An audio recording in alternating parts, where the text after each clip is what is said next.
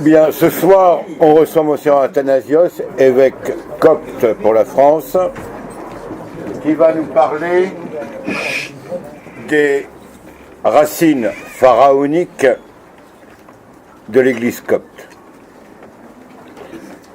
Et il ne faut pas être trop surpris du titre, il n'avait rien de provocateur. D'une part, il faut se rappeler que le Christ lui-même a sanctifié l'Afrique, l'a fait en Égypte, et se rappeler une phrase de saint Augustin, toute vérité est catholique. Les pères ont toujours distingué la mythologie de la philosophie. Et l'apport de la réflexion des Égyptiens sur l'au-delà a été très utile, et on voit comment ils ont pu même influencer le peuple hébreu. Quant à la liturgie, il est logique, sauf qu'on est un peuple de nomades et apatrides, de s'enraciner.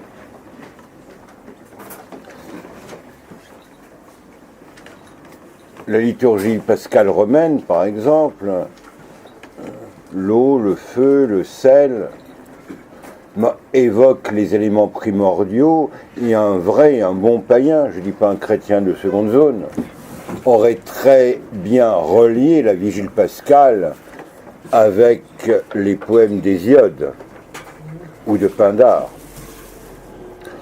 Dans les liturgies byzantines, quand on fait 3 fois le tour de l'église après le baptême, ça évoque aussi un rite d'origine païenne. De même, dans le rite byzantin, le repas funèbre. Donc ce soir, le Monseigneur Athanasios va nous parler du lien entre les Coptes et l'ancienne Égypte, d'ailleurs le mot lui-même l'évoque, et il est bon de se rappeler que l'islam n'a été qu'une religion conquérante et qui a en partie détruit le patrimoine antérieur. Et par la suite, certainement, il y aura d'autres membres d'Église orientale qui viendront traiter du même sujet.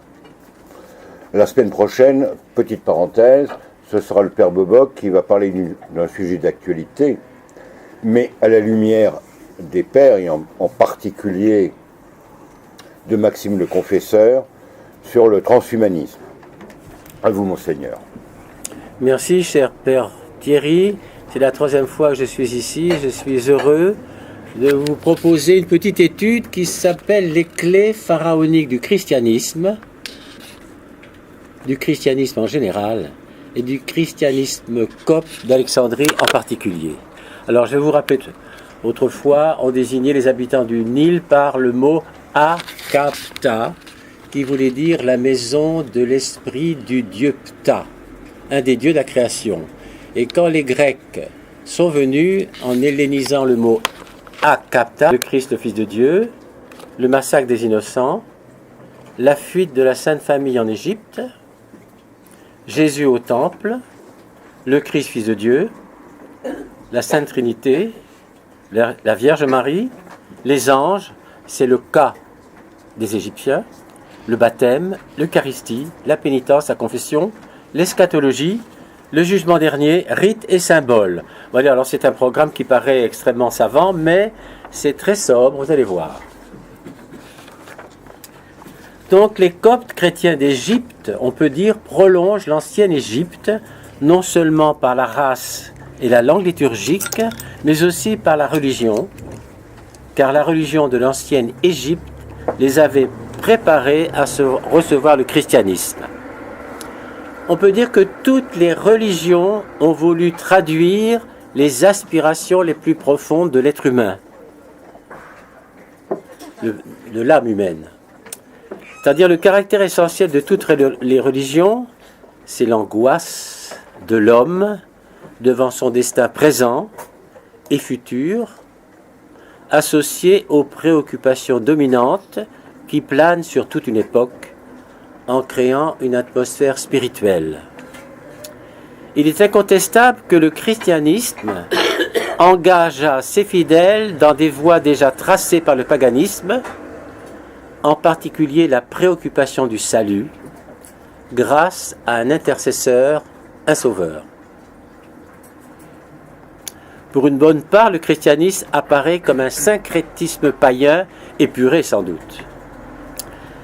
L'influence égyptienne a été surtout l'œuvre des mystères d'Isis, déjà teintés d'hellénisme, à la morale élevée, sorte de pré-christianisme, estimé Alexandre Morey, auteur des rois et dieux d'Égypte. Et il nous dit ça dans la page 210. Alors on va reprendre, si vous voulez bien, ce que j'avais parlé, l'incarnation. L'incarnation, le Christ, Fils de Dieu.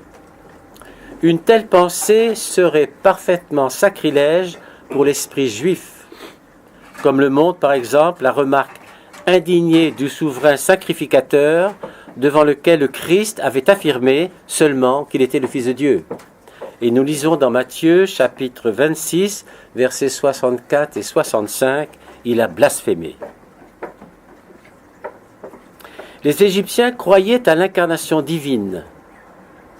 On lit dans Plutarque que les Égyptiens, et ça c'est un texte de Numa, chapitre 6, disent qu'il n'est pas impossible que l'esprit d'un dieu s'approche d'une femme et lui communique des principes de fécondité. En Égypte, les pharaons étaient fils du dieu solaire, Amon-Ré, qui s'unissait à la reine en prenant l'apparence du souverain régnant, comme le montrent les fameuses fresques du temple de Der el-Bahari, et les sages pouvaient avoir aussi une origine divine, tel Imhotep, fils du dieu Ptah et d'une mortelle. Le massacre des innocents. L'ordre sanguinaire lancé jadis par le pharaon contre les tout jeunes garçons des Hébreux semble annoncer le massacre des innocents, ordonné par Hérode, inquiet pour l'avenir de son trône après la révélation des mages. La fuite de la Sainte Famille en Égypte, Matthieu chapitre 2, versets 13 et 15, l'évangéliste y voit la vérification d'un passage prophétique d'Osée. Le prophète Osée, c'est chapitre 11, verset 1, « J'ai appelé mon fils hors d'Égypte ».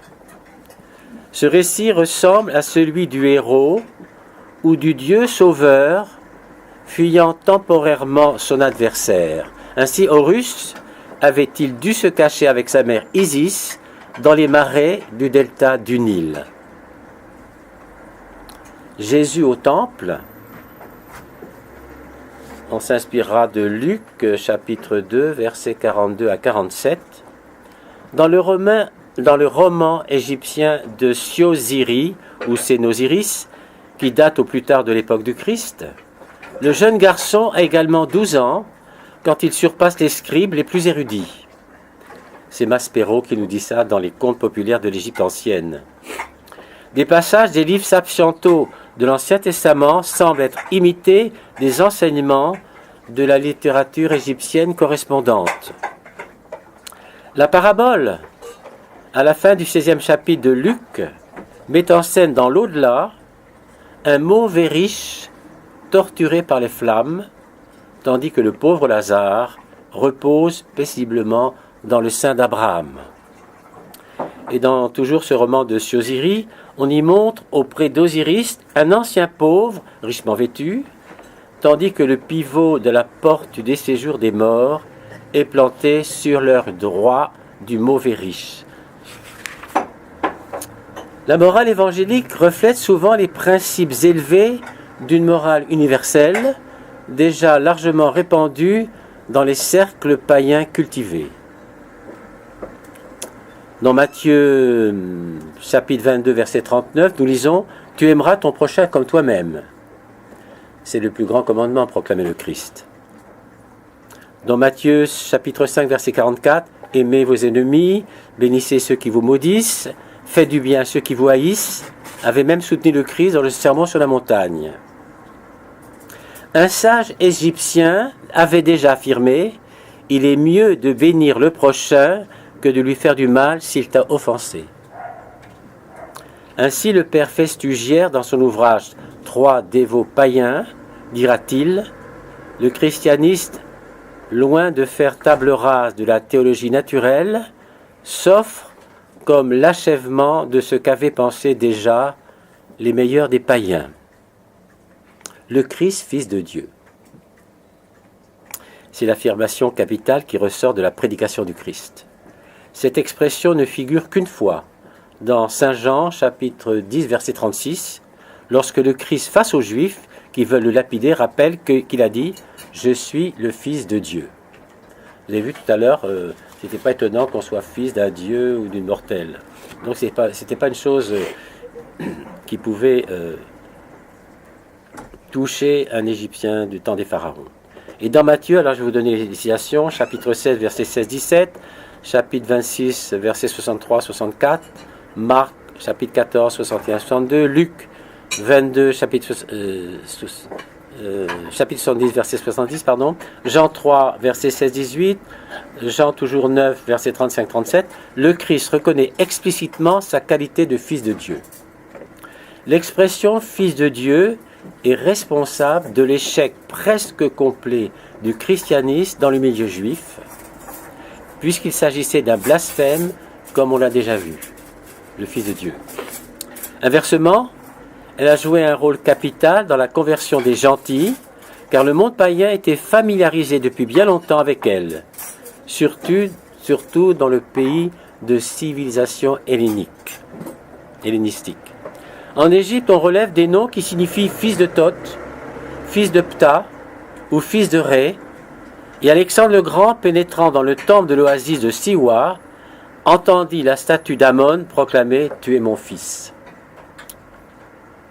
Un fait plus curieux, sur une stèle de la 19e dynastie à Memphis et sur le papyrus Harris à propos d'Amon, il est question de Dieu se faisant Dieu, lettre double.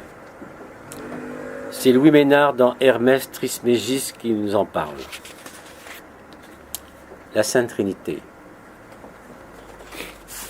La définition dogmatique du mystère de la Sainte Trinité fut proclamée au IVe siècle par saint Athanase d'Alexandrie. C'est le concile de Nicée en 325, qui est le docteur de l'Église universelle et qui pour nous est le 20e patriarche d'Alexandrie, et les pères du concile de Nicée en réaction contre l'arianisme unitaire. Vous savez que Arius pensait que le Christ était un homme parfait, mais qu'il n'était pas consubstantiel au Père. Donc, voilà. Donc, le jeune diacre Athanase, qui avait 25 ans peut-être, il a lutté contre tout le christianisme de l'époque. Les papes, les patriarches orientaux avaient versé dans l'arianisme. C'est incroyable. Tous, évidemment, logiquement, un Christ qui vit 33 ans pense qu'il n'est pas fait comme homme, Dieu. Et on peut revoir encore des témoignages dans les très beaux baptistères qui se trouvent à Ravenne, par exemple, qu'en Espagne, encore beaucoup de vestiges. La défaite arienne, moi j'aime mieux dire arianiste parce qu'arienne, ça me fait penser avec un Y à notre ami de là-haut, fut prévisible car le dogme trinitaire bénéficiait d'une très ancienne tradition païenne qui dut pénétrer le christianisme dès ses origines. Dans certains pays, le paganisme inclinait volontiers vers les hypostases divines, considérant comme les manifestations diverses de la puissance et des qualités d'une importante divinité. Pour mieux préciser, on doit certainement se tourner en priorité vers les Égyptiens, ce peuple considéré par Hérodote comme le plus pieux. Dans l'Énéade de Memphis, Ptah dominait 8 autres dieux qui n'étaient que ses hypostases. De même, Thoth était accompagné de 7 hypostases dans l'Ogdoade d'Hermopolis. Quant à l'Énéade d'Héliopolis dirigée par Ré, l'auteur Vander, a donné une appréciation fort intéressante pour notre propos en écrivant qu'on estimait l'ensemble comme une seule personne divine. Évidemment, Dieu est un trine. Et on verra qu'il y a une grande différence entre la triade et la trinité, justement. Ce qui n'exclut pas l'existence indépendante de chacun de ses membres. Louis Ménard avait déjà attiré l'attention sur une remarquable formule d'une selle memphite de la 19e dynastie, et qu'on se retrouve dans le papyrus d'Aris à propos d'Amon, Dieu se faisant Dieu, lettre double.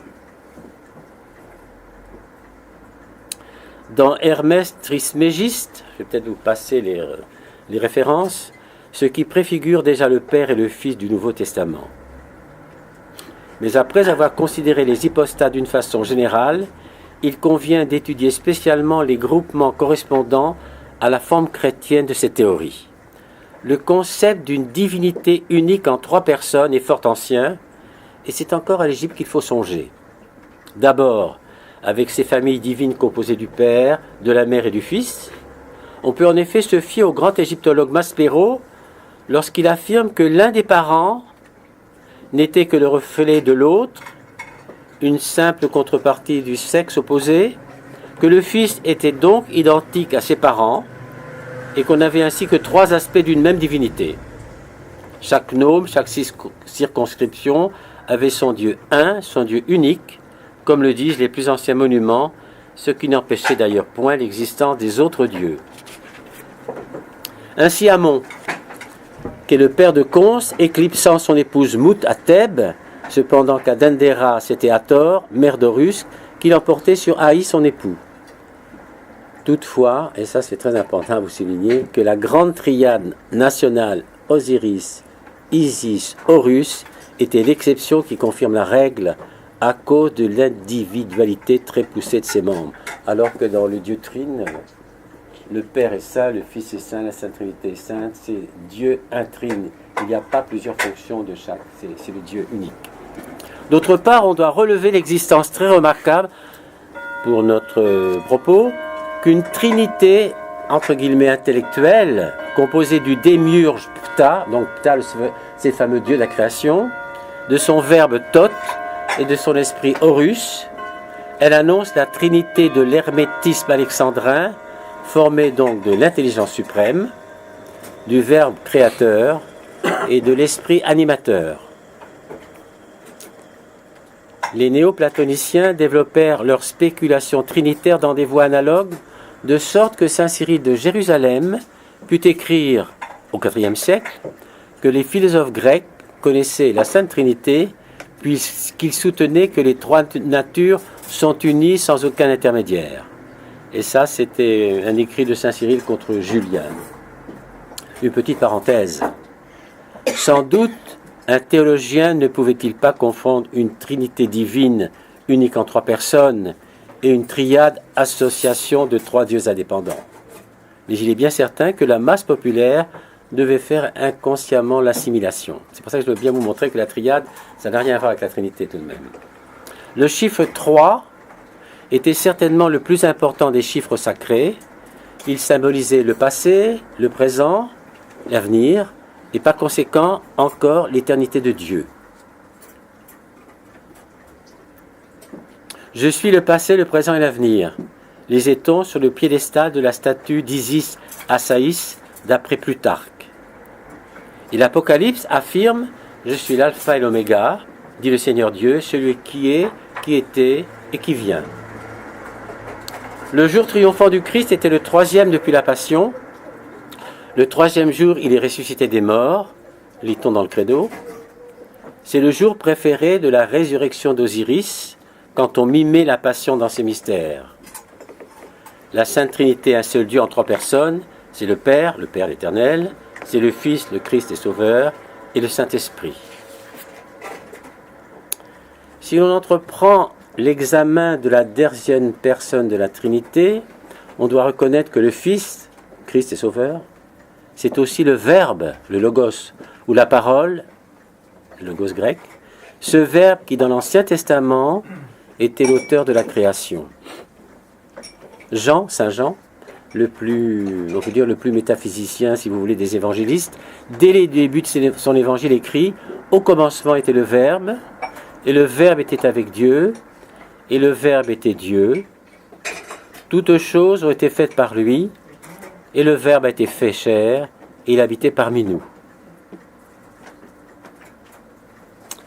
La théologie égyptienne avait introduit le verbe créateur dans les textes des pyramides, donc au 3e millénaire avant Christ, alors que la Genèse et l'Exode, signalés plus haut à propos de la création, ne datent que du premier quart du 1er millénaire d'avant Christ. Le dieu Thoth fut la personnification de ce verbe, et il est très remarquable qu'il préside à la pesée de l'âme des défunts, ce qui décide de leur sort dans l'au-delà, de même que le Christ doit présider au jugement dernier. Et si l'image du Christ jugeant les morts évoquait donc automatiquement celle de Thoth, serait-il là une autre raison qui facilita l'assimilation du Christ au Verbe? Et là, je voudrais faire une petite parenthèse. Lorsque saint Marc est arrivé à Alexandrie, dans l'histoire ecclésiastique, saint Eusèbe nous parle de la venue de Marc à Alexandrie. Il y a un écrit arménien du IIIe siècle qui nous dit qu'il est arrivé aussi la première année du règne de l'empereur Claude. Et saint Jérôme dit qu'il est venu la troisième année du règne de Claude. Mais un argument assez fort, c'est que, vous savez, saint Paul était un voyageur infatigable et il n'est jamais venu en Égypte. C'est très étrange. Or, vous savez, saint Paul, et il le dit dans ses épîtres, il n'est jamais allé là où une communauté, où une église était déjà installée. Donc, ça peut signifier qu'effectivement, Marc est bien vraiment venu à Alexandrie. Et pour en revenir à Marc, il est probable et même certain que Marc a dû trouver un champ très fertile pour son apostolat, parce qu'il a trouvé il côtoyait à ce moment-là, Alexandrie, c'était les élites grecques, romaines, païennes. Il a trouvé des esprits tout à fait préparés par cette religion pharaonique très élaborée. On croyait à la pesée de l'âme, à la mort après la vie, à cette espèce de sauveur. Vous savez, le sauveur, l'intermédiaire, le Christ, le Fils de Dieu, qui obéit toujours au Père, qui fait la volonté du Père. C'est donc pas une chose très nouvelle.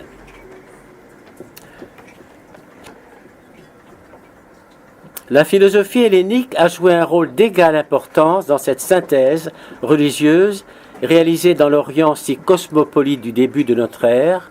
Nombreux sont les pères de l'Église comme Clément d'Alexandrie ou Origène qui retrouvent le Logos dans Platon. Enfin, l'hermétisme alexandrin, confluent privilégié des spéculations de l'Égypte et de la Grèce, développe largement le concept du Verbe créateur et révélateur. D'une façon générale, dans les premiers temps du christianisme, on peut dire que la nécessité d'intermédiaire entre Dieu et l'univers était unanimement reconnue. Les gnostiques se distinguaient spécialement dans cette voie.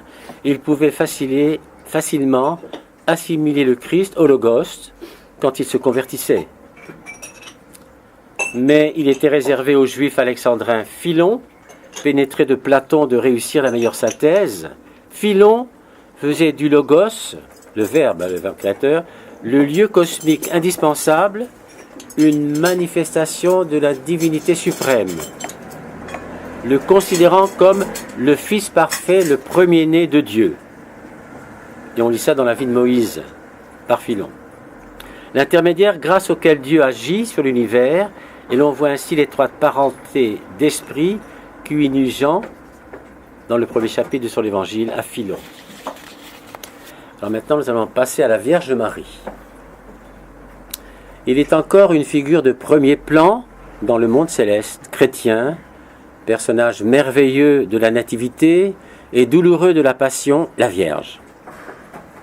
Il faut songer à l'influence des grandes figures féminines, païennes, telles que la grande déesse, mère divinité de la terre et de la nature sauvage, dont la forme la mieux individualisée, et par conséquent la plus importante, fut l'égyptienne Isis.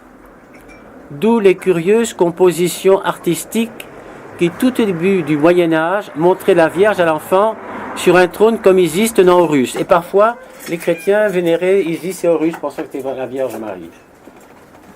Le type de la déesse à l'enfant est d'ailleurs aussi vieux que l'humanité, car il représente le symbole maternel, et on comprend facilement sa persistante faveur.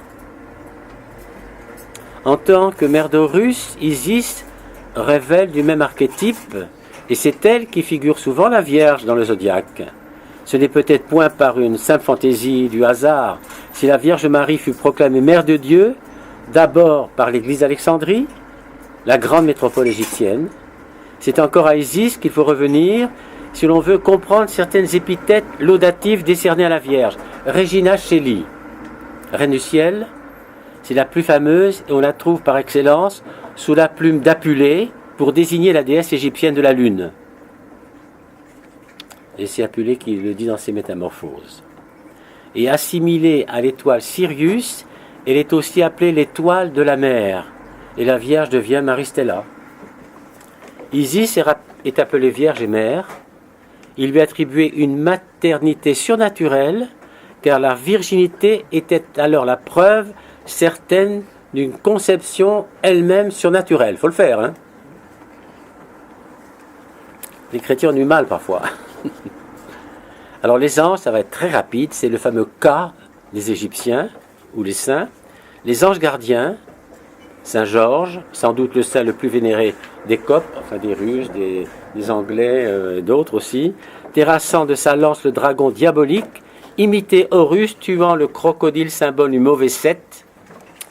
Voilà, ça c'est un peu rapide, mais voilà. Alors on va attaquer, si vous voulez bien, si c'est pas trop ennuyeux pour vous. Je suis un peu contraint de lire parce que j'ai dû étudier, parce que je ne suis pas égyptologue. Alors nous allons étudier le baptême, si vous voulez bien. C'est le premier des sacrements qui permet l'entrée dans l'Église et l'effacement des péchés, en commençant par le péché d'Adam. Il y a là une valeur morale et rédemptrice du baptême, et cette même idée se retrouvait dans les mystères d'Isis. Ces fidèles croient que l'eau du Nil pouvait les sauver. L'acte de l'initiation figure un mort volontaire et un salut obtenu par la grâce, une descente aux enfers, la mort, mais la puissance de la déesse fait renaître les initiés. Alors nous, le baptême, vous savez ce que c'est la mort à la vie profane. Hein.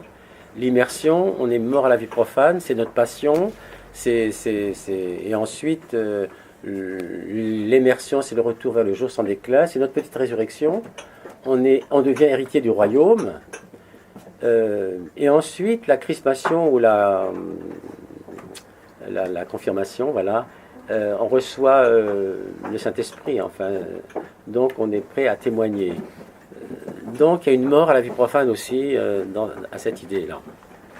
Le baptême chrétien primitif, comme il est toujours pratiqué dans l'église copte orthodoxe d'Alexandrie, dans toutes les églises, parce qu'il y a un seul baptême, bien sûr, consistait en une immersion du néophyte, un véritable bain, suivant la pratique déjà appliquée par Jean-Baptiste dans les eaux du Jourdain, comme tous les chrétiens, bien sûr. L'eau était en effet considérée comme l'élément primordial d'où la vie était sortie. Parce que nous, on pense aussi que le plongeon dans l'eau du baptême, c'est aussi ça symbolise le liquide amniotique aussi. Hein, c'est le retour. Voilà.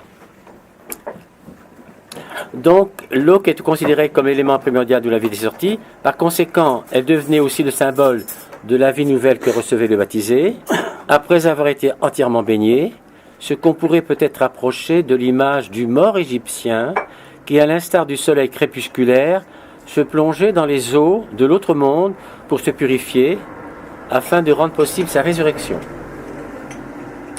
C'est Jéquier qui nous dit ça dans ses considérations sur la religion égyptienne. Donc l'Égyptien décédé se purifiait dans les eaux de l'autre monde, mais ses parents le secouraient également en pratiquant sur son corps une lustration qui n'est pas sans rapport avec le texte de saint Paul qu'on lit dans la première épître aux Corinthiens, chapitre 15, verset 29. Parce que l'apôtre, dans cette épître-là, révèle que certains se font baptiser pour les morts. Sous-entendu, ces morts sont ceux qui n'ont pu connaître la nouvelle doctrine. L'Eucharistie, consécration du pain et du vin, de la communion en corps et sang du Christ, par l'épiclèse, l'invocation du Saint-Esprit, qui divinise, Eucharistie, transforme les dons. Le pain devient notre nourriture, le vin devient notre breuvage, et comme a dit le Christ, ceci est mon corps, ceci est mon sang. Et ces paroles de la consécration qui répètent celles que le Christ prononça au cours de la scène, « Mangez, ceci est mon corps, buvez, ceci est mon sang ». Je vous donne les références, mais vous les connaissez, tant pis. Matthieu 26, chapitre et versets 26 et 28. Et dans la première épître aux Corinthiens, chapitre 11, versets 23 et 25. Les mystères d'Osiris faisaient revivre la passion du dieu Blé, qui mourait annuellement pour que les hommes puissent se nourrir de son corps. Les repas devenaient ainsi communion. Roi et Dieu d'Égypte, c'est l'ouvrage de Morée. Et Charles Guignebert cite des papyrus qui fournissent des exemples montrant que le sang d'Osiris pouvait se transformer en vin. Ça, c'est un peu différent. Enfin.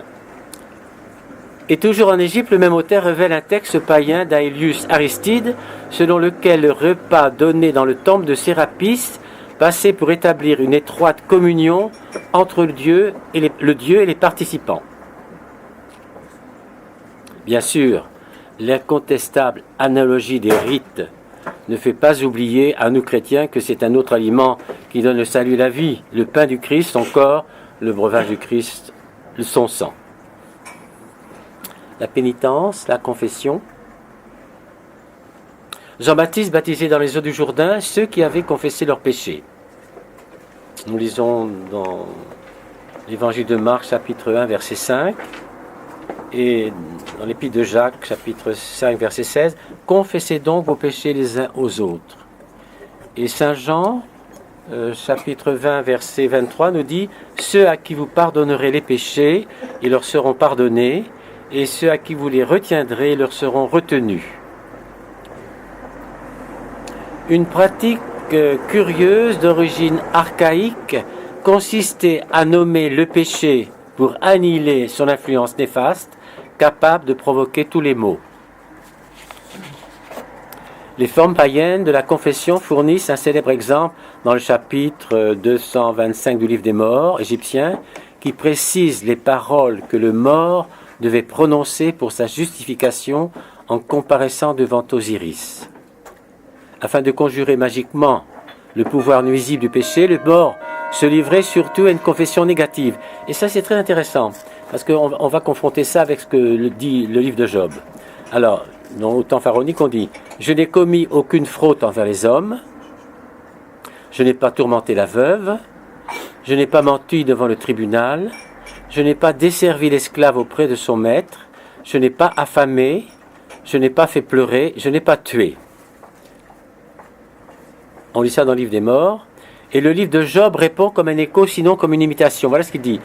Alors, on dit « Je n'ai commis aucune fraude envers les hommes ». Job dit « Si j'ai marché dans le mensonge, je n'ai pas tourmenté la veuve. Si mon pied a couru vers la fraude, que Dieu me pèse dans la balance des justes. Je n'ai pas menti devant le tribunal. Si j'ai méprisé les droits de mon serviteur ou de ma servante. Je n'ai pas desservi l'esclave auprès de son maître. Si j'ai refusé aux pauvres ce qu'ils demandaient, je n'ai pas affamé. Et enfin, quand on dit « Je n'ai pas tourmenté la veuve », et nous disons dans le livre de Job, « Et si j'ai fait languir les yeux de la veuve ». L'eschatologie, vous voyez, c'est très bref, parce que c'est un sujet assez dense. L'eschatologie, la spéculation sur les fins dernières est forcément un sujet essentiel de la méditation religieuse des pauvres humains. Le Nouveau Testament, les évangiles, l'Apocalypse déclarent que le soleil deviendra noir, la lune comme du sang, et que les étoiles tomberont sur la terre. Nous lisons ça dans l'Apocalypse, chapitre 6, versets 12 et 13, et aussi dans Matthieu, chapitre 24, verset 29. La terre elle-même sera alors détruite. Dans la deuxième épître de Pierre, chapitre 3, verset 10. Le jugement dernier doit être immédiatement précédé de la résurrection de tous les défunts. Le Christ affirme à propos de la figure du Fils de l'homme, et c'est Jean encore, chapitre 5, verset 28, qui nous dit « L'heure vient où tous ceux qui sont dans les sépulcres entendront sa voix et en sortiront. » Résurrection de la chair, dans l'ancienne Égypte, tous les morts y étaient ressuscités grâce au rite osirisien, et le livre des morts affirme que les défunts possèdent leur cœur, leur bouche et tous les membres. Alors là, c'est la raison aussi, c'est pas indiqué ici, de l'embaumement très important, parce qu'il fallait que le corps soit parfait pour la résurrection. Et donc seulement les notables ou les riches pouvaient se payer ce luxe-là, et c'est pour ça qu'il y a eu une révolution, à ce moment les pauvres qui ne pouvaient pas réussir à avoir un corps parfait pour la résurrection. Donc ça c'est le côté bien sûr magique et le côté païen. Le jugement dernier, le Fils de l'homme sépare les justes auxquels il ouvre son royaume et les maudits qu'il envoie dans le feu éternel. Lisons-nous dans l'Apocalypse, chapitre 20, versets 11 et 15, et Matthieu, dans la deuxième moitié du 25e chapitre. L'idée même d'un jugement se trouve en Égypte dans le livre des morts, qui expose les circonstances très détaillées de la pesée de l'âme, c'est-à-dire des actes de défunts devant Osiris. Mais le jugement était entièrement dépourvu de moralité, ce qui puisqu'il pouvait être faussé par des pratiques magiques et la récitation de formules de la fameuse confession. La confession déclare en effet que le défunt a donné des pains à l'affamé, de l'eau altérée, des vêtements aux nus, qu'on va rapprocher bien sûr à Matthieu quand le Fils de l'homme s'adresse aux justes. J'ai eu faim, vous m'avez donné à manger, j'ai eu soif et vous m'avez donné à boire, j'étais nu et vous m'avez vêtu. Les rites et les symboles, eh bien les rites sont des actes religieux accomplis d'une façon particulièrement stricte dans la vénération respectueuse de leur ancienneté. Et peut-être savez-vous que dans l'orthodoxie on a beaucoup d'encens, beaucoup de vénération d'icônes, beaucoup de processions et beaucoup de lustrations d'eau. Un ensemble remarquable par sa variété est d'abord fourni par les rites du feu, le feu perpétuel qui brûle dans une lampe à l'intérieur des églises est considéré un signe visible de la présence de Dieu. Le Lévitique avait ordonné que les lampes brûlent continuellement du soir au matin en présence de l'Éternel. Les Égyptiens connaissaient ainsi les lampes perpétuelles dressées devant les statues de leur grand Dieu, rôle purificateur du feu. Les cierges qu'on place autour des catafalques, on les disposait déjà autour des sarcophages égyptiens pour protéger les défunts. Et l'eau, dans les mystères d'Isis, chaque officiant portait un goupillon. Alors en petite conclusion, on peut dire que le christianisme, il a bien comblé les aspirations de l'âme égyptienne tout en débarrassant l'Égypte de tout un fatras idolâtrique et superstitieux qui la servissait. Voilà, c'est tout ce que je voulais vous dire. Alors ça pourrait être beaucoup plus long, plus détaillé, et on pourrait aussi étudier ça sur d'autres, sur le calendrier, sur l'année liturgique, sur des fêtes, fête de la croix, la nativité, l'épiphanie, mais les rameaux. Et j'ai pensé que c'était peut-être un peu suffisant que de vous avoir lu toutes ces similitudes pour vous expliquer qu'il y a des endroits où le christianisme a du mal à porter. Là, dans des endroits où il y avait des sacrifices de sang, des violences. Alors qu'en Égypte, cette religion très élaborée, qui finalement, croyant en plusieurs dieux, mais il y a eu ce pharaon qui a donné une prière qui ressemble beaucoup à nos prières. Là, je n'ai pas voulu faire des comparaisons entre le psaume 23 et des textes qu'on trouve sur les pyramides, parce que ça aurait été trop long. C'est un petit résumé, on pourrait développer ces choses-là. Voilà, c'est ça. Alors je pense que c'est très intéressant de bien savoir que l'Égypte a été christianisée très très vite, très vite. Sans doute parce que toutes ces élites étaient là en attente, mais il y avait ce désir de cette pesée des âmes, de la résurrection, de la pesée de l'âme, des bonnes actions, des mauvaises actions, et puis des sacrifices de pain et de vin. Il y a aussi, j'en ai pas parlé trop, mais quand on regarde des anciennes pyramides, on trouve des pains qui ressemblent à celui que je vous ai apporté d'ailleurs. Enfin, donc ce peuple très très très très religieux est devenu rapidement chrétien. Voilà, ça voilà, c'est un pain, vous savez. Ça, c'est pour la liturgie. Un jour, si vous voulez, je peux vous parler de liturgie si vous êtes intéressé. Bien sûr, c'est un diacre qui, avant la liturgie, prépare les corbans. C'est un mot hébreu qui veut dire offrande. Hein. Et c'est toute une préparation, bien sûr, avec des chants, des psaumes. Et vous voyez, il y a les 5 plaies du Christ, mais c'est aussi une façon facile pour que le pain lève et ne se... Voilà. Et puis, vous voyez sur la tranche, c'est marqué au Dieu saint, au saint fort, au saint mortel, Agios, Othéos, Agios, Ischyros, Agios, Athanatos. Et puis, donc, vous avez 12 parcelles qui symbolisent le collège apostolique, et le centre, c'est l'aspadicon, l'agneau sans tache.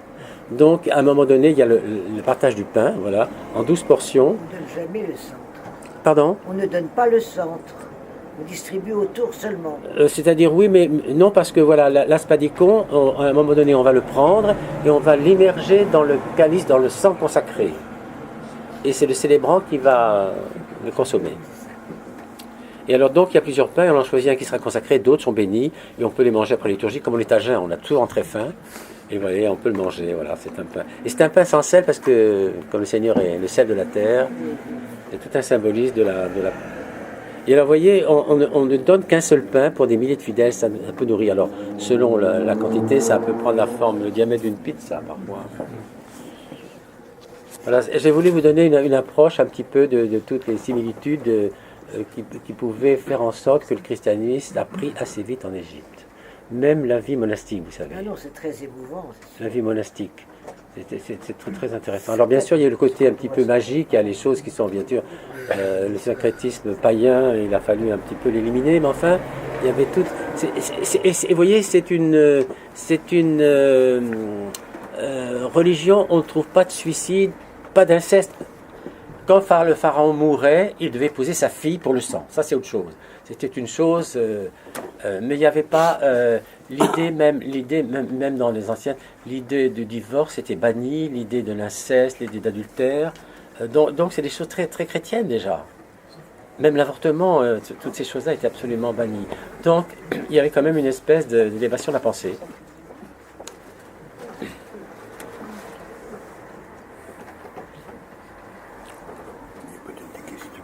Oui, si vous avez des questions, si vous avez des questions, oui.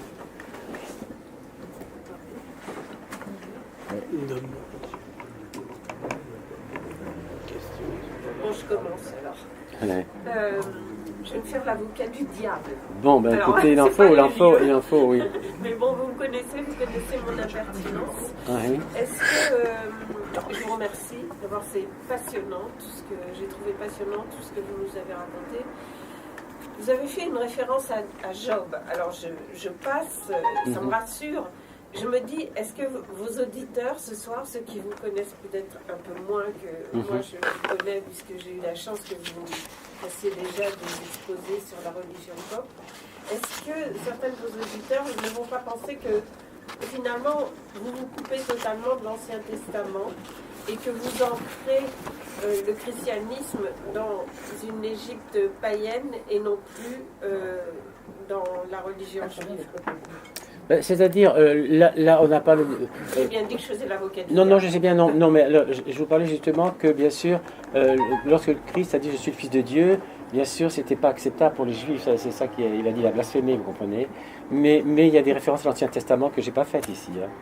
Ah oui, d'accord. Hein, si, il y a absolument, oui. Moi, j'ai vu l'aspect Nouveau Testament, l'aspect très chrétien, voilà, le Nouveau Testament, mais il y a des références. C'est ça, parce que ça, c'est un résumé, si vous voulez, parce que sinon, il faut écrire un livre, et moi, je n'ai pas écrit ce livre-là, j'ai puisé à droite à gauche pour essayer de trouver ces choses, vous voyez. Vous pourriez l'écrire. Oui. Oui, il n'y a pas seulement... Parce que j'ai beaucoup parlé des évangiles, bien sûr, des actes des apôtres, des épîtres, ou de Job, le livre de Job. Mais l'Ancien Testament n'a pas été évacué. D'accord. Non. S'il vous plaît, l'orthographe du dieu blé. Ah non, c'est le blé. Ah, c'est le blé. C'est le blé. B-L-E, accent aigu, sans B majuscule. C'était le blé, tout simplement, voilà. Évidemment.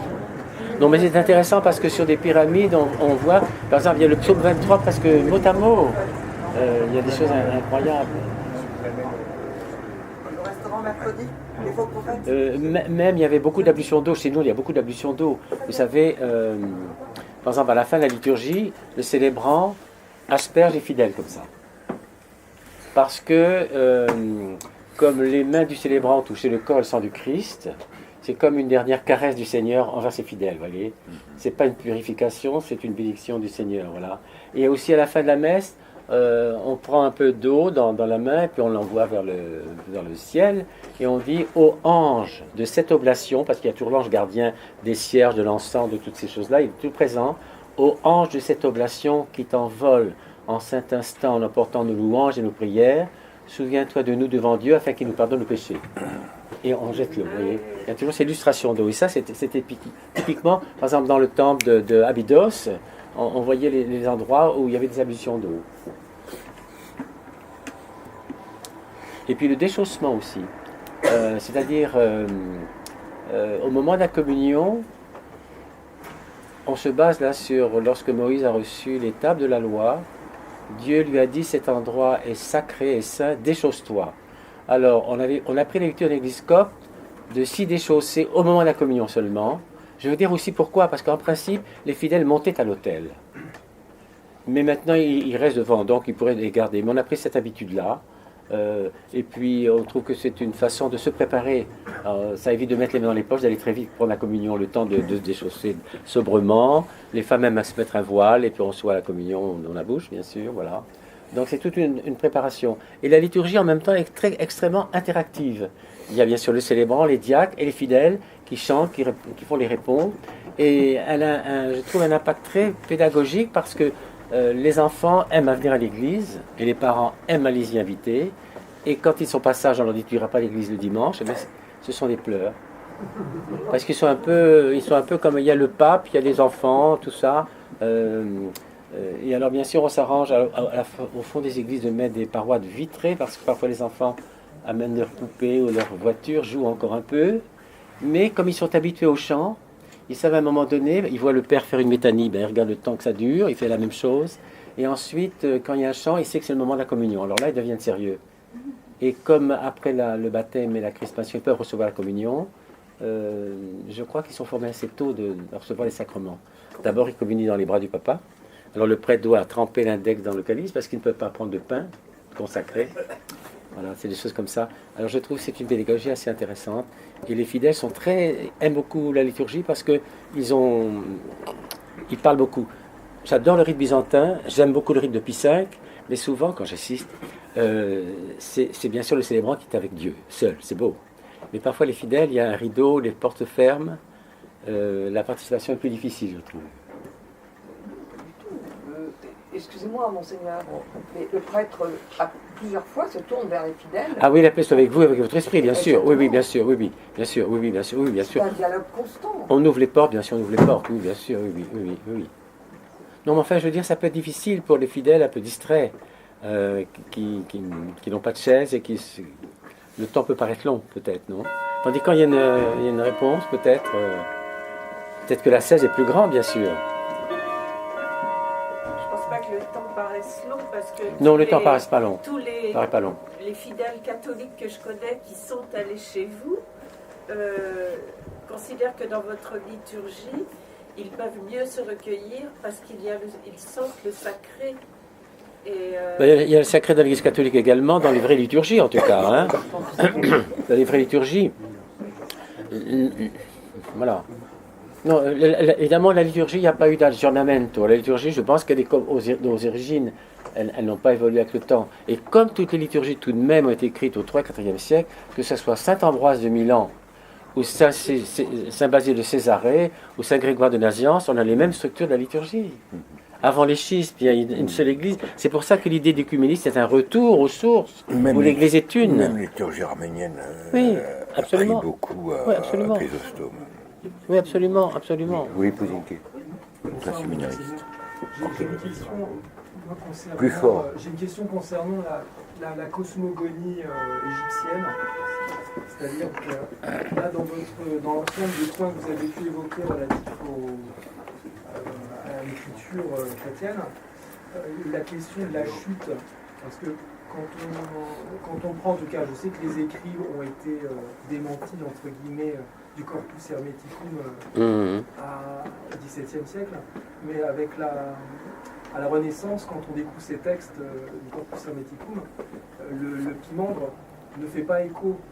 Ne fait pas écho à la chute, donc au rapport au Sauveur, enfin moi la question... Voilà, et moi j'ai pas trouvé d'équivalent approximatif avec ça, c'est pour ça que j'ai pas traité le sujet, vous comprenez? Donc ma question est celle-ci, c'est que vu que dans la foi chrétienne, la question de la chute, on dirait primordiale dans l'incarnation et le salut, le sacrifice et le salut de l'homme, la question c'est que pour le coup, qu'est-ce que vous avez vu comme référence en termes d'égyptianisme concernant la question de la chute? Parce que dans quel sens on va quitter la théologie naturelle du milieu égyptien? C'est-à-dire, vous savez, les chrétiens d'Égypte ont toujours le grand souci de leur salut. C'est pour ça, j'allais dire, que le sacrifice leur est relativement facile, ou le martyre.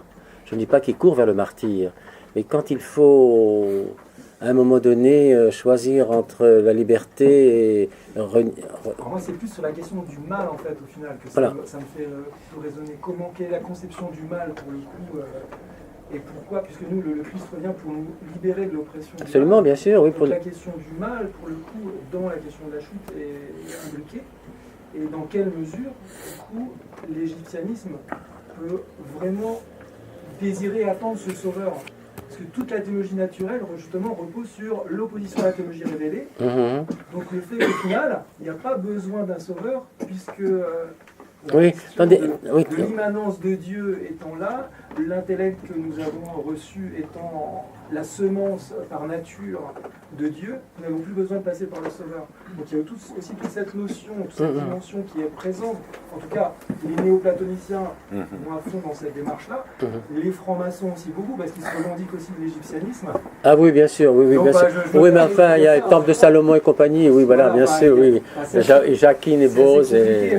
Oui, bien sûr. On va en parler maintenant. Oui, oui, bien sûr. Mais, voilà, moi je me pose la question, par rapport à ce que vous avez présenté, vous, qu'est-ce que vous avez trouvé dans l'égyptianisme, peut-être par d'autres sources, concernant la question de la chute?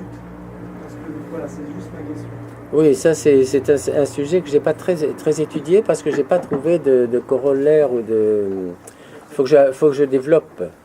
Moi, c'est tout mon sujet de recherche. Oui, bien sûr. Ah oui, en effet, oui, vous pouvez justement m'aider à ça. Oui. J'ai trouvé très intéressant en tout cas ce que vous avez pu... Non, mais c'est des choses extrêmement linéaires et très simples. Hein. On pourrait développer en long, quand je parle des anges, un petit mot rapide comme ça, de la Vierge Marie. Je voulais montrer surtout que ce christianisme égyptien, enfin le christianisme tout court, hein, a vraiment... Parce que les milieux néoplatoniciens vont vouloir faire de l'égyptianisme ce qu'ils appellent la piscathéologia, la première théologie, la racine de la théologie, et vont essayer de s'appuyer là-dessus pour dire qu'en fait il faut lisser sur les traditionnalismes et les religions superstitieuses liées aux apparitions et aux miracles pour aller vers la question de la raison. Bien sûr, sur laquelle ils établissent aussi leur champ religieux. Et c'est pour ça qu'il est très intéressant aussi dans l'église d'Alexandrie, après les 10 000 ans, quand il y a une espèce de liberté du culte, il y a cette lancée sur la vie monastique, au plan l'ascèse bien sûr, et en même temps le didascalé, l'école théologique d'Alexandrie, sur le plan de la connaissance. Et c'est un moment où vraiment le christianisme commence à vivre. Enfin, il commence tout au début, mais là, les hommes, les femmes, sans notion de rien, veulent essayer de vivre la vie un peu identique au Christ. Ils partent, ils vont à droite, à gauche. Même au tout début, cette vie improvisée et érémitique est complètement anarchique, voire exhibitionniste. À qui prierait le plus, à qui mangerait le moins, à qui ferait le plus de... Allez, il a fallu que Paco arrive pour donner une règle. Et justement, c'est ce qui m'a toujours intéressé dans l'orthodoxie d'Alexandrie, c'est ce mouvement vers l'ascèse et vers la connaissance. Et c'est resté encore assez vivant. J'ai pu dire aussi qu'il y a beaucoup d'ermites partaient dans la vallée des rois aussi pour aller dans les souterrains des absolument, oui. Et même au début, parfois on a reproché, on a dit que les Coptes ont détruit les temples pharaoniques parce que souvent en persécuté on allait faire des messes, là, on a toujours beaucoup de lumière, beaucoup d'illustrations d'eau, beaucoup de lampes, donc tout était noirci et puis on faisait un Christ ou une croix. Donc c'était tout de suite très très très vivant. Et bien sûr la vie monastique est compréhensible dans ce pays-là, et même la vie érémitique. Alors il y a beaucoup d'ermites actuellement qui ne sont pas forcément des ermites loin, mais qui sont rattachés à un monastère et qu'on peut visiter, parce que c'est le paradoxe de la vie du moine. Il se retire, mais ça se sent, et les gens filent et veulent recevoir une bénédiction. Je voudrais poser une question. Est-ce qu'il est possible, cette vie d'ermite, de l'amener en France? Écoutez, je crois que il faudrait que notre cœur devienne le désert, et ça devrait être possible, bien sûr. Oui, absolument. Oui. C'est possible. C'est-à-dire, il y a l'ermite à temps complet, et puis sans diviser le temps en morceaux, la consécration à la prière, au jeûne, aux autres, parce que l'ermite s'enfuit et s'enfouit, pas pour quitter le monde, mais pour prier davantage, pour être plus près du monde. Donc il y a toujours ce paradoxe de l'ermite qui est présent tout le temps. Mais bien sûr, il y a des conditions idéales quand on est dans le désert où il n'y a rien. Avec notre affaire, on se promène, il n'y a rien. Il dit, Dieu est là. On pourra peut-être citer l'exemple de Sainte Thérèse de l'Enfant Jésus, qui oui. était une grande missionnaire, absolument. Qui est devenue justement, oui. Elle n'a pas 30 démissions sans avoir jamais quitté Lisieux. Absolument, absolument.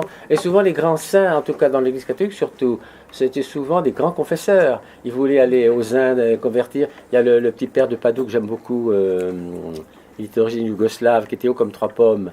Et quand Padoue a été détruite, seule sa cellule était restée éclairée en 1945. Hein. Il ne faisait que confesser, alors qu'il voulait partir loin. Donc ça, c'est une vie d'ermite aussi. Oui.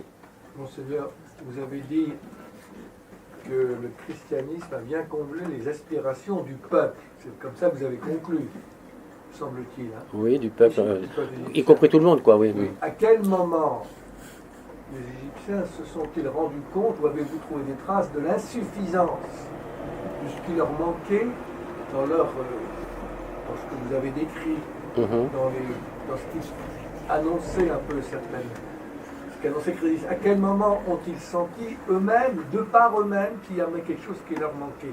Où l'avez-vous trouvé? C'est une question que je pose. C'est-à-dire, moi, je ne peux pas vous dire très précisément. Moi, ce que je pense que c'est quand même l'arrivée de Marc, de Saint Marc. Vous savez, Saint Marc est arrivé en Alexandrie, et puis il visitait. Il y a cet épisode, vous savez, lorsqu'il fait réparer sa sandale, que le cordonnier se coupe ou se blesse et dit « Oh, un seul Dieu !» Déjà, il avait une idée de quelque chose. Et je crois que son apostolat s'est fait naturellement pour un peuple prêt à entendre. Je ne peux pas vous donner une date, mais je crois que c'est arrivé assez vite. Alors, on situe son arrivée vers 41, 43, et puis une seconde venue vers 61, et puis il a subi le martyre en 68. Et très vite, il y a une communauté avec des diacres, avec des prêtres, et il a consacré assez vite Agnien, tout de suite, même de son vivant, on n'a pas attendu après lui, qui aussi travaillait parmi les populations. Et je pense que le tempérament de l'Égyptien était porté pour ce genre de méditation et de vie. Est-ce qu'on sait combien de temps l'ancienne religion a mis à disparaître? Ben ça, je ne peux pas vous dire. Ça, je peux pas vous dire. C'est très compliqué avec ça, je ne peux pas vous dire. Il faut que je consulte vraiment. Il faut un égyptologue qui me dise ça, parce que avec toutes les dynasties, je ne sais pas ça. Je ne peux pas vous répondre précisément. Oui. Allez-y. Oui, alors il y a 3 points. Vous avez parlé du Nîmes d'Orésis. Vous avez aussi parlé du baiser de l'âme. Vous avez parlé de l'emboulement du cœur. Je n'ai pas entendu les 2 autres. Le cœur, les oreilles, vous oui. Vous avez parlé de la mort du pharaon et ce qui arrive à sa fille. Est-ce que vous pouvez donner un peu plus de détails? Je n'ai pas parlé de ça, mais je disais qu'il y avait une morale très élevée contre l'inceste, le divorce, l'avortement, ces choses. Quelque chose de précis sur la mort du pharaon et ce qui arrive à sa fille. Je n'ai pas entendu parce qu'il y avait du bruit. Je n'ai pas parlé de sa fille, non? Pour continuer sa fille. Ah oui, pour continuer la dynastie, c'est ça, oui, ce que je disais, oui. Oui, non, parce que je ne lisais pas dans mon texte, j'ai dit en aparté, ça, oui, bien sûr. Oui. Non, il y avait, quand le pharaon devenait veuf, il devait épouser sa fille pour que le sang, voilà. C'était voilà, c'était ça, voilà. Je ne le disais pas là, mais j'ai dit en aparté, voilà, dans ce sens. Il ne s'agissait pas d'inceste, mais c'était donc ainsi qu'il fallait faire. Enfin, il y avait des enfants avec elle. Probablement, oui. Probablement, bien sûr. Ces pauvres enfants étaient tellement handicapés. Mais ils pouvaient l'être, bien sûr. Ils pouvaient l'être, évidemment. Du baiser de l'âme. Vous avez parlé du cœur, de la bouche et quoi encore? Des oreilles. Les oreilles. Et le baiser de l'âme, c'est fait par le cœur ou comment? Vous avez la pesée de l'âme en général, la pesée de l'âme. Vous savez, nous on a Saint-Michel avec la balance, vous savez, hein, on a fait ça, c'est un peu le même. Pour les anciens Égyptiens, l'âme c'est dans le cœur, n'est-ce pas? Oui, c'est l'âme. Vous savez ça. Et pouvez-vous parler plus des Nîmes d'Orésis?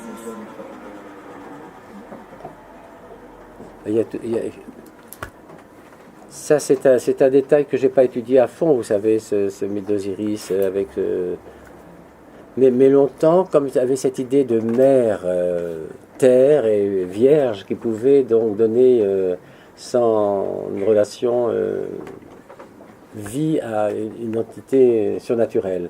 C'est pour ça que l'idée de la virginité de la Vierge avant, pendant et après a pu être acceptée et acceptable et mieux comprise. Non, ce que vous voulez dire par mime d'Oasis, vous parlez des actions rituelles? Ouais. Oui. Est-ce que vous avez des textes qui peuvent...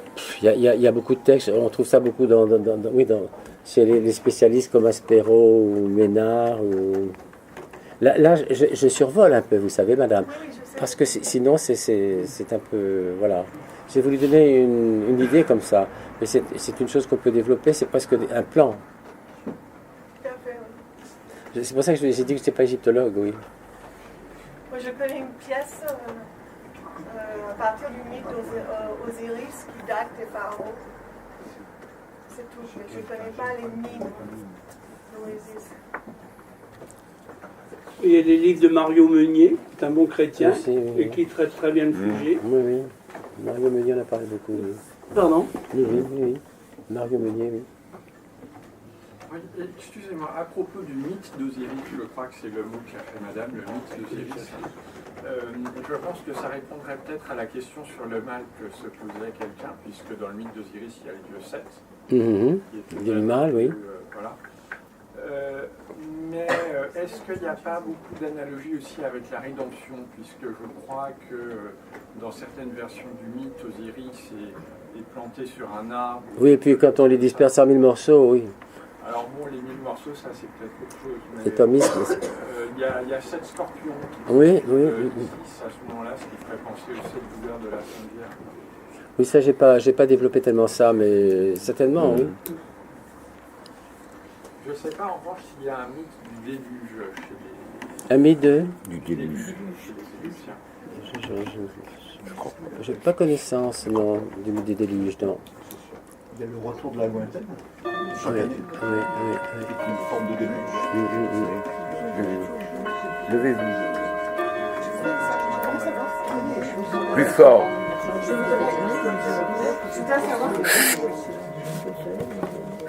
Est-ce que vous savez, je voudrais savoir qui est Sainte Marie l'Égyptienne?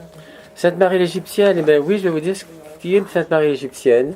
Sainte Marie l'Égyptienne, c'était une femme très belle, qui avait de l'argent et qui aimait beaucoup les hommes. Courtisane.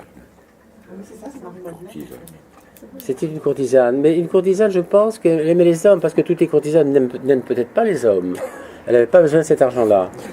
Et au début, quand elle entend parler du Christ, elle suit des moines, des hommes, toujours. Et puis quand elle arrive à Jérusalem, elle est complètement bloquée devant, elle ne peut plus, elle est nommée chantre. Et après, elle va se retirer dans le désert, où elle va mener une vie ascétique extrême, où elle va devenir presque une espèce de...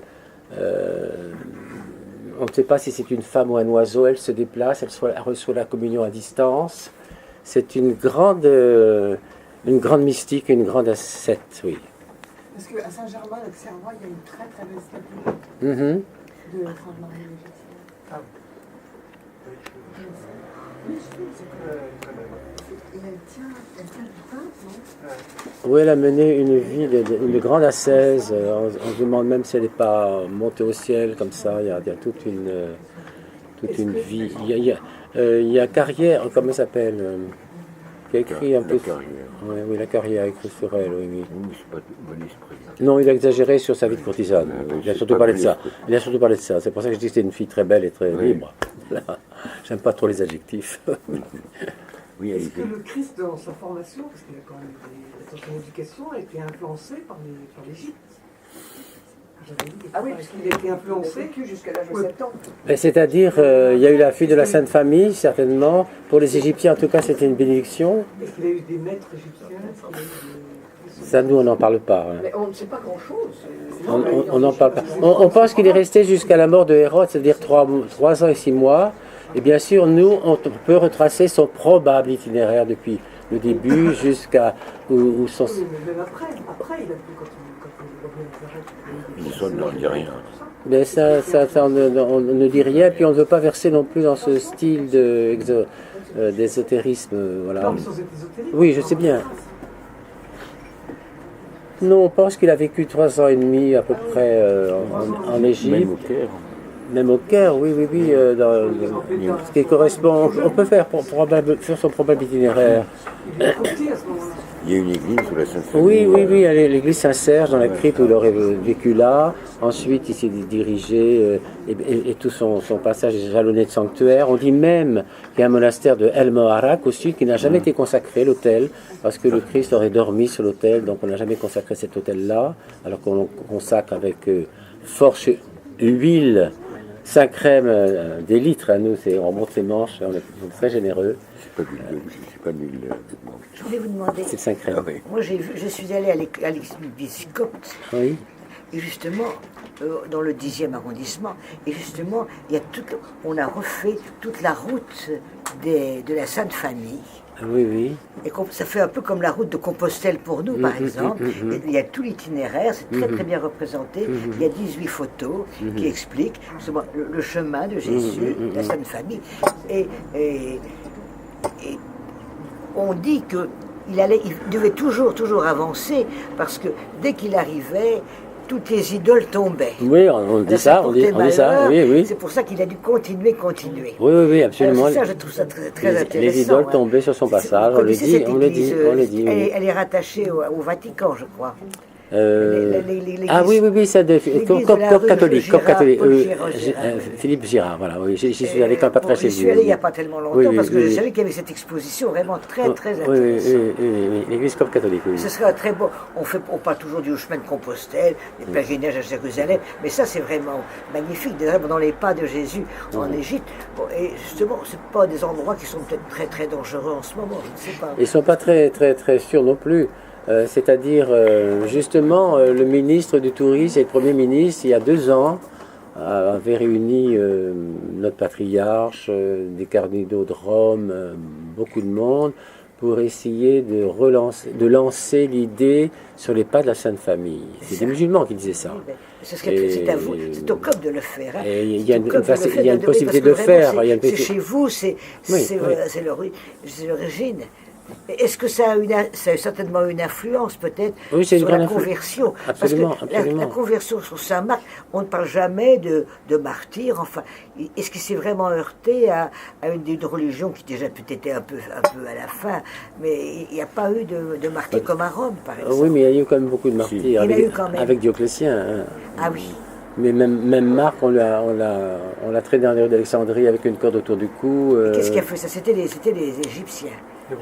Les Romains. Les autorités romaines. C'était parce que l'église copte orthodoxe n'a jamais eu droit de cité. C'est une église monastique qui n'a jamais persécuté, à Paripati au passage, mais qui est toujours persécutée. Donc elle est restée dans sa sphère spirituelle. Sans être entachée. Elle n'a jamais été reconnue par les gouvernements. Sans jamais être entachée. Non, parce qu'il y a eu bien sûr les empereurs païens de l'époque, Dioclétien, Maximien et d'autres. Il y a eu même à un moment donné les Perses. Il y a même eu, je ne dis plus les Byzantins parce que ça paraît pas gentil, mais j'ai dit la police byzantine, parce qu'à un moment donné l'Égypte est devenue une possession byzantine. Et nous étions déjà chrétiens, on n'a pas voulu dire byzantin, c'est tout. Et puis bon an, mal an l'islam, mais en ce moment c'est plutôt mal an. Parce qu'on a brûlé des centaines d'églises tout de même. Il y a eu quand même des révoltes. Mais l'immigration. Au nom de la religion ou par un gouvernement qui pensait que ça venait peut-être de l'étranger, je ne sais pas. Au nom des rapports avec Israël, avec les Juifs. C'était vraiment la haine de la religion française, catholique, la religion chrétienne. La religion chrétienne, bien sûr. Oui, parce que justement, le didascalé, l'école théologique d'Alexandrie a été fondée. Bon, il y a Pantène, il y a Origène, il y a Clément d'Alexandrie, justement pour opposer le message chrétien au message des empereurs païens, des écoles païennes, voilà. C'était la doctrine à enseigner, la connaissance, voilà. Donc vous avez eu des martyrs aussi, il y a des martyrs. Ah oui, on fait remonter la date de martyr en 284, l'année d'accession au trône de Dioclétien, où vraiment il y a eu un très grand martyr. Avec les Arabes, c'est autre chose. C'est un petit peu encore, oui. C'est donc on n'en parle jamais de ces martyrs-là. Combien d'églises coptes? Je peux vous dire qu'il y a 9 prêtres mariés et 5 moines. Et il y a des églises à Châtenay-Malabry, à Créteil, à Nogent, à Deuil-la-Barre, à Colombes, à Villejuif, à Drancy, partout. Il y en a une à Marseille, bien sûr. Il y en a à Lyon, à Nice. Voilà. À Paris même? À Paris même, dans le 20e, où il y a une église, rue de l'Est. Dans Oui. le... Oui, 15 rue de l'Est, je crois. En Paris 15e. dans le 20e arrondissement.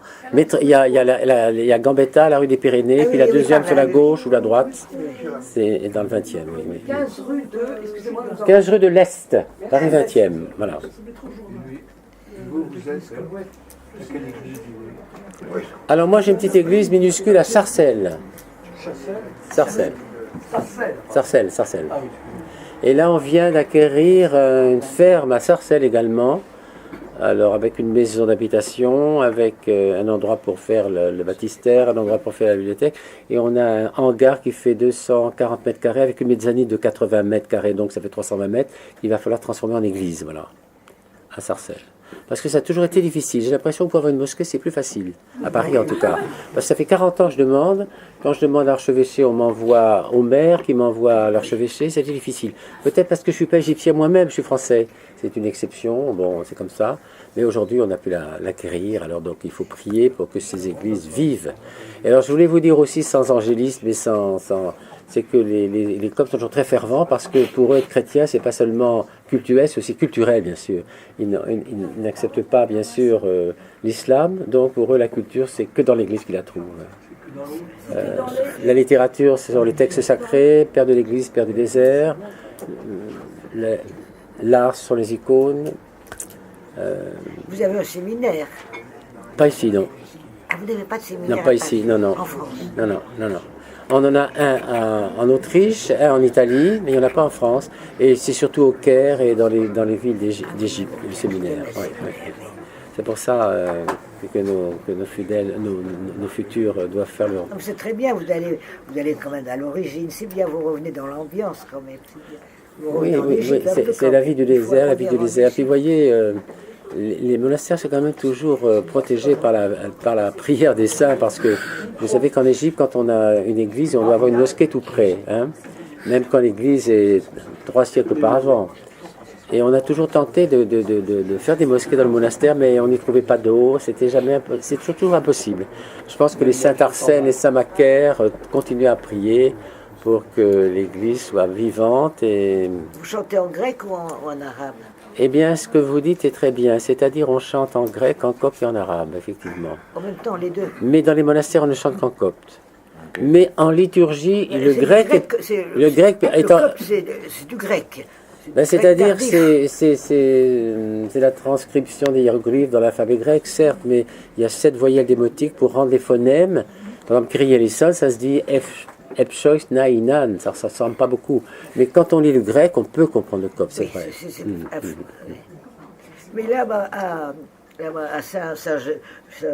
Notre-Dame ah oui, c'est le copte catholique, voilà. Dans le 10e, ils chantent, j'ai l'impression qu'ils chantent en arabe. Écoutez, j'ai été une fois, ils chantent beaucoup plus en arabe que chez nous. Parce que chez nous, en principe, on n'aime pas trop de chanter une langue de l'envahisseur quand même. Hein. Et on l'aime bien quand même, pas trop. C'est l'arabe qui chante. Oui, alors non. J'ai remarqué que les coptes catholiques faisaient tout en arabe. J'étais un peu étonné, moi. Hein. Bon, passons. Soyons plus vite. Ah, pardon. C'est-à-dire plus haut. Plus haut. Pardon, oui, attendez. Pardon, Monseigneur. Allez. Est-ce que, mettons, finalement, vous parlez également en araméen, parce que l'araméen... Non, ce sont les Syriaques seulement. Non. L'église syriaque orthodoxe d'Antioche, oui, qui parle l'araméen, oui. Oui. Et en Syrie, je crois qu'il y a encore des... Oui, aussi araméen. Oui, mais c'est une autre église. Allez-y. Excusez-moi, je suis très béotien. Quelles sont actuellement les différences théologiques, les oppositions éventuellement qui existent entre l'église copte et l'église catholique, romaine, apostolique romaine? C'est-à-dire, ce sont des églises apostoliques. Nous sommes des églises apostoliques. Non, mais pas apostoliques. Je veux dire, j'avais entendu dire, je ne suis pas très cultivé, que certaines églises coptes ne croyaient pas en la nature humaine du Christ. C'est-à-dire, voilà, quand on prend des vieux grimoires, on dit que les coptes sont monophysites, ils mettent même pas de guillemets, et qu'on a l'évangile de saint Thomas. Et ça, c'est pas tout à fait juste. Parce qu'il a fallu attendre 15 siècles de contentieux en attendant que le pape Paul VI de Rome, avec le patriarche Shenouda III, le 10 mai 1973, fasse une déclaration de foi christologique commune. Parce que nous, vous savez, on est après Nestorius qui divisait tellement la nature divine du Christ et humaine, on s'est dit, en croyant dire une personne, on a dit une seule nature. Alors on a dit une seule nature divino-humaine, mais Christ parfait dans sa divinité, parfait dans son humanité. Donc le contentieux est tombé, c'est un problème de sémantique. Alors bien sûr, Dioscore à un moment donné a su étuquer ce qui était vraiment un monophysite parce qu'il pensait que la divinité est absorbée dans son humanité comme une goutte de vinaigre dans l'océan. Ça c'est le monophysite absolu qu'on a anathémisé. Donc on n'est pas monophysite, vous voyez. Je vous remercie parce que je suis encore... Non, pas du tout, pas du tout. Non, c'est très important parce que c'était... dans une personne. Voilà. Là, il y a eu une information qui choque certaines personnes. Oui. Le pape François irait à l'anniversaire de la Réforme. Il sera célébré avec un an d'avance en octobre ou novembre 2016. Oui, mais c'est pas le sujet. C'est pas le sujet. Ben ça, c'est une chose du pape François, c'est pas notre problème. C'est pas notre idée même. C'est pas notre idée, non. Vous avez évoqué l'évangile de saint Thomas, alors est-ce que vous pouvez... Alors, parce que saint Thomas, a écrit un évangile apocryphe. Bon, il y a bien aussi un évangile qui a été écrit par un moine du temps de Dante, qui convertait l'islam ensuite, qui a écrit l'évangile de Barnabé, je crois, c'est celui-là. Donc ça ne veut pas dire que les catholiques suivent ces évangiles-là. Nous, l'évangile de saint Thomas est écrit en copte, avait l'affaire, c'est tout. Mais nous n'avons pas, nous avons les 4, bien sûr, évangiles et pas saint Thomas. Il y a beaucoup d'évangiles apocryphes comme ça, il y a beaucoup l'évangile de Marie, des choses comme ça, mais nous on a les 4 évangiles canoniques. Nous, quels sont les différents qui demeurent? Est-ce que c'est plus une question peut-être d'organisation de l'Église, plus que des différents même pas d'organisation de l'Église. Voilà. Ça, on peut dire que ça peut choquer sur le mot filioque, si vous voulez, hein, parce que sur les portes de bronze du Vatican, il n'y a pas de filioque. Et quand c'est arrivé, il était dit que anathème, celui qui ajouterait ou retrancherait un mot du credo. Ça, c'est ça. Bon, le problème de l'infaillibilité du pape. Nous, on croit que l'Église est infaillible, mais on n'a pas critère d'infaillibilité d'une personne. L'Immaculée Conception, on sait que la Vierge est vierge avant, Marie après, pendant et après, mais elle est restée vierge en donnant naissance au Sauveur. Mais qu'elle soit née très différemment de toutes les autres créatures, non, on n'a pas, puisqu'on ne trouve pas dans les évangiles ni dans les textes. Mais de savoir que Dieu l'avait choisi tout le temps pour ce qui était la plus pure, bien sûr. Vous voyez, nous on n'a pas. Par exemple, aussi on a la fête de la Dormition de la Vierge. C'est le pape Pie XII en 1950 qui a proclamé le dogme de l'Assomption. Nous on l'avait depuis toujours, on y croyait comme ça. Vous voyez, il y a toujours cet aspect. Rome, c'est la capitale du juridisme romain. On a tendance à des choses comme ça. Des carèmes, oui, on en a beaucoup. Oui. Ben, si vous voulez savoir, on en a 43 à Noël, on en a 55 à Pâques. Alors c'est végétalien. Alors ça va du beurre au lait, voilà. Alors, comme dans l'église byzantine. Oui. Les fanatiques demanderont, quand les fanatiques demandent au pape, est-ce qu'on mange du miel d'abeille ou du miel de canne à sucre? Voilà. Et puis alors on a tous les mercredis, tous les vendredis, on a le jeûne de la Vierge du 8 au 22 août, mais là on a droit au poisson. On a le jeûne des apôtres du lundi de la Pentecôte jusqu'à la fête des apôtres, voilà. Donc ça fait oui. Mais c'est une habitude comme ça. Et je crois que c'est assez intéressant ce jeûne parce que j'y vois une question très pratique. Souvent, quand c'est le moment du jeûne, les mamans arrangent le beurre et sortent l'huile.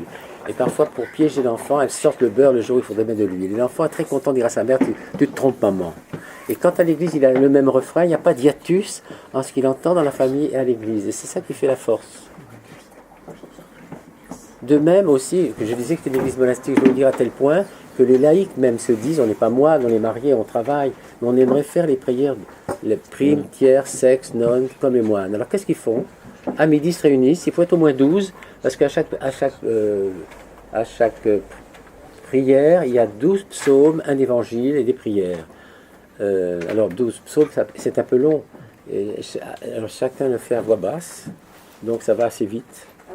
Parce ils sont très, étant spirituels, ils sont extrêmement pragmatiques aussi. Ils veulent ne pas manquer leurs 12 psaumes, ils les font à voix basse. Finalement, résultat, ils connaissent les psaumes par cœur. Ils ne sont pas des théologiens, mais ils ont une connaissance des évangiles et des psaumes.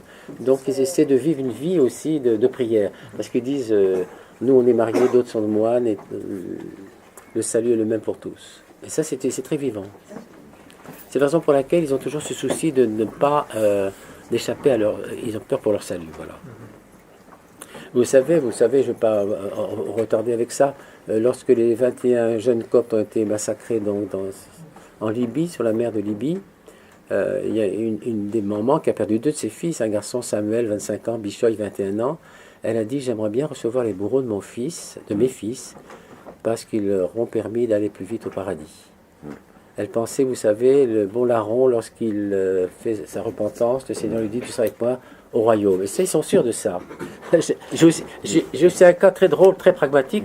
Je l'ai mis sur mon site, Daesh contre le Christ. Ah, ça c'est intéressant. Est-ce que vous l'avez mis sur le site? Oui, vous l'avez, un film Daesh contre le Christ sur le site du CERT. Alors je ne sais plus si c'est dans la rubrique Église d'Orient ou Islam. C'est un film qui présente les veuves des martyrs et leurs enfants. C'est un témoignage de foi extraordinaire. Je vous invite à le regarder. Oui, ce ne sont pas des théologiens, ce ne sont pas des gens très simples qui ont cette foi et savent que... Parce que ces garçons, il suffit d'un mot pour apostasier. Parce que ce qu'on ne dit pas trop, c'est qu'ils ont été très travaillés pendant des mois pour qu'ils apostasient. Hein. Par contre, il y a un musulman qui s'est converti en les voyant. En les voyant. Oui. Et moi, j'ai le cas aussi d'un jeune homme, vous savez, il était torturé. Et ce jeune homme disait à son bourreau, il dit, c'était très drôle, je sens rien. J'ai l'impression que c'est le Christ qui reçoit les coups pour moi. Il dit, je ne suis pas éloquent, je ne sais pas parler, qu'est-ce qui se passe? Et il a dit au bourreau, je prie pour toi. Et le bourreau l'a lâché, et ensuite le bourreau lui a dit, tu prieras pour moi. Ça, c'est vraiment... Il a dit quoi? Tu pries pour moi. Ça, c'est une chose assez commune, parce qu'ils sont très pragmatiques dans leur foi. Ils savent que le Seigneur nous exauce quand on prie et quand on choisit pour lui contre ce qui n'est pas notre foi. Et pour eux, c'est une façon très naturelle, très quotidienne. Et ça, c'est toujours très édifiant.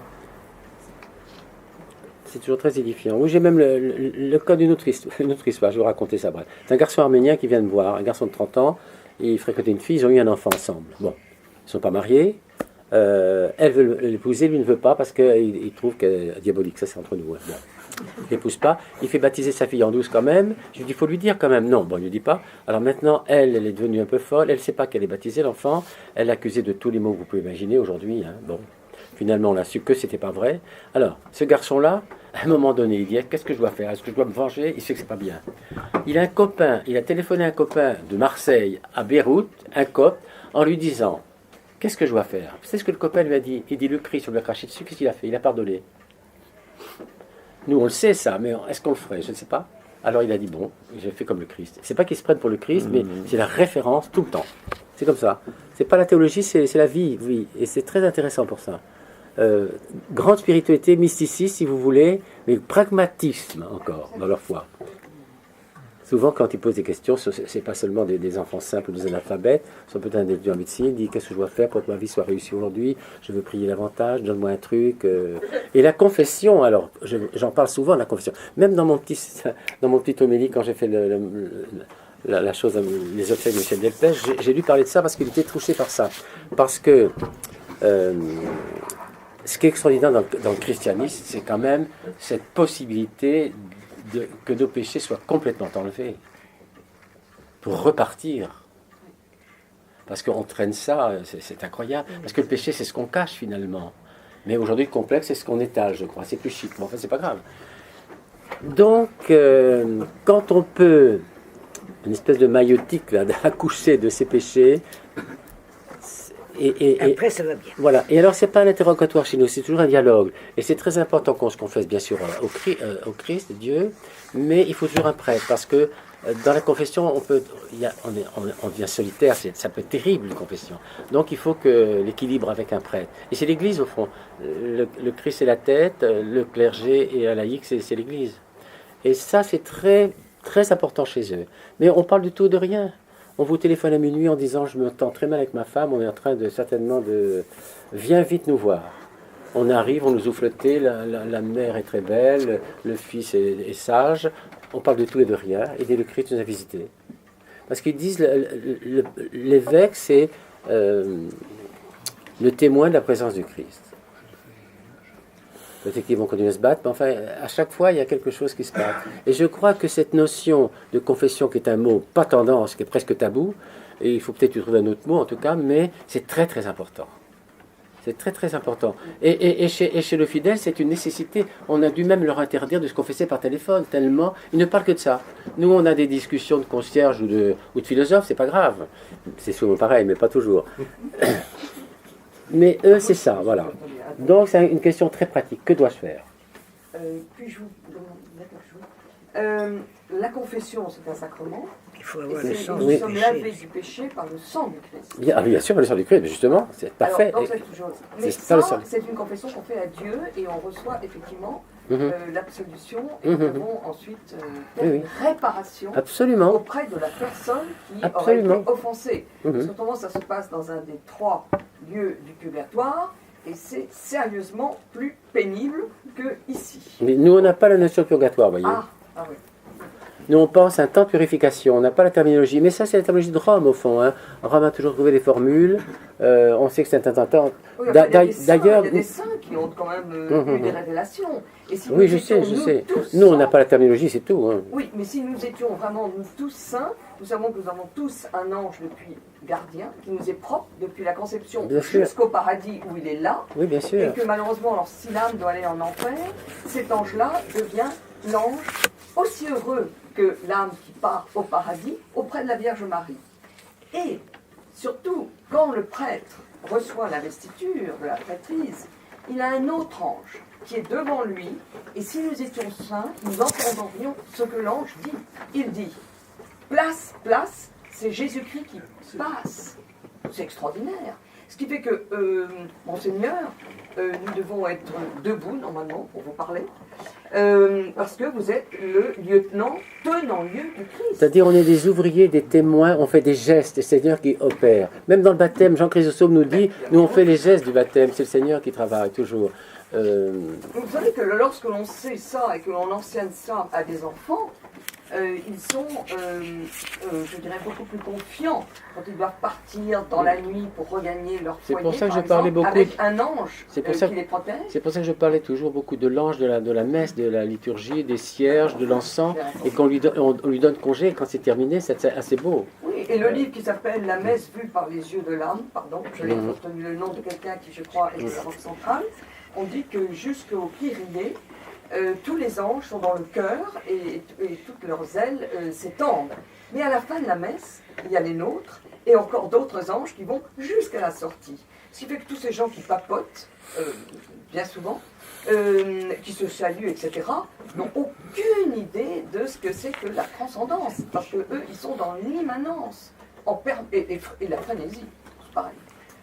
C'est fou, vous savez, quand on restitue le sacré, on a une autre attitude. Et Jean Raspail a dit, l'attitude, c'est la colonne vertébrale de l'âme. C'est une magnifique phrase, et comme j'enseigne, je la mets sur le tableau, et même les enfants en classe de 6e, on peut leur expliquer ce que c'est. C'est une phrase magnifique, l'attitude est la colonne vertébrale de l'âme. Voilà. Merci, Monseigneur. Merci, je vous remercie tous. Oui.